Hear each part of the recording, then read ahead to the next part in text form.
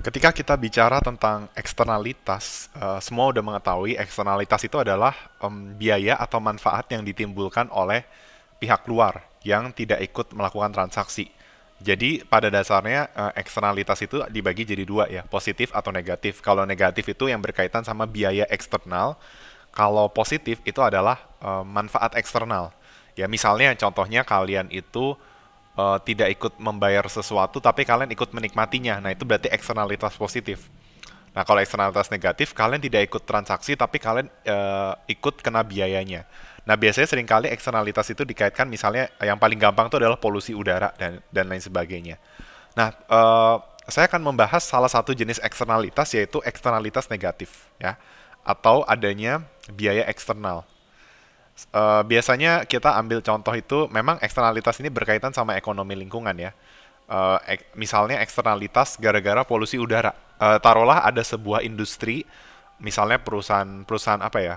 Perusahaan makanan itu ada dia kan menghasilkan limbah atau emisi yang menyebabkan kualitas lingkungan itu menjadi memburuk. Nah, dan sebenarnya itu bisa dimonetisasi. Yang kalian pelajari di ekonomi lingkungan itu salah satunya adalah mencoba untuk memonetisasi ya dari kerusakan lingkungan atau dampak lingkungan dari sebuah aktivitas ekonomi itu berapa kerugian ekonominya kan. Nah, dan bagaimana pemerintah mengatasinya ya berarti harus mengenakan biaya itu. Dan biasanya biaya eksternal itu cara pemerintah melakukan internalisasi terhadap eksternalitas negatif termasuk kasus polusi udara dan nggak mesti polusi udara juga yaitu melakukan pajak. Nah, tetapi saya ingin menekankan bahwa pajak yang dimaksud itu bukan pajak seperti pengenaan pajak PPN dan sebagainya ya, tetapi kita mengenal yang namanya pajak Pigovian. Nanti kalau kalian belajar eksternalitas positif itu diatasinya dengan subsidi. Nah, namanya subsidi Pigovian. Nah, kalau sekarang pajak Pigovian. Nah, yang saya mau tekankan adalah pajak Pigovian itu berbeda dengan pajak non-Pigovian.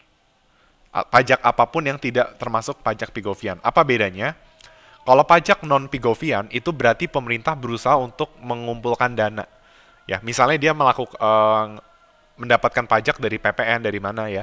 Itu tujuannya untuk penggalangan dana. Yang nanti uangnya bisa dipakai untuk apapun ya. Yang intinya itu sumber pengeluaran pemerintah. Itu kalau dia pajak non-Pigovian. Tetapi kalau pajak Pigovian dia tidak berfungsi sebagai penggalang dana.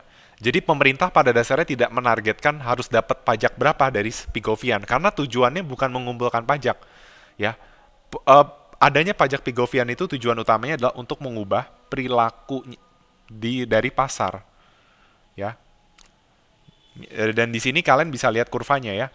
Ini adalah marginal cost, ini adalah socially marginal cost. Nah, di mana social marginal cost itu adalah marginal private cost ditambah marginal external cost. Nah, di sini masih marginal cost yang private aja. Nah, sedangkan di social marginal cost sudah diperhitungkan dampak eksternalitas.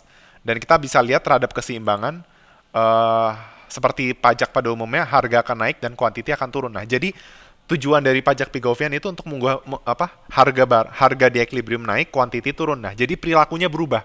Ya, bisa dibilang kerusakan kalau dia itu peristiwanya kerusakan lingkungannya itu diminimumkan karena output itu turun.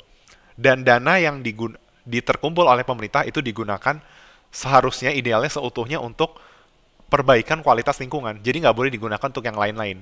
Nah, ini yang seringkali salah paham. Ya, itu yang harusnya dilakukan oleh pajak Pigovian. Oke. Nah, nanti selanjutnya kalian akan belajar lebih detail terkait eksternalitas, pastinya lebih dalam daripada kalian belajar pengantar mikro. Dan ini berkaitan juga dengan eksternalitas yang kalian pelajari di ekonomi publik. Oke. Sekian dari penjelasan saya. Terima kasih atas perhatiannya.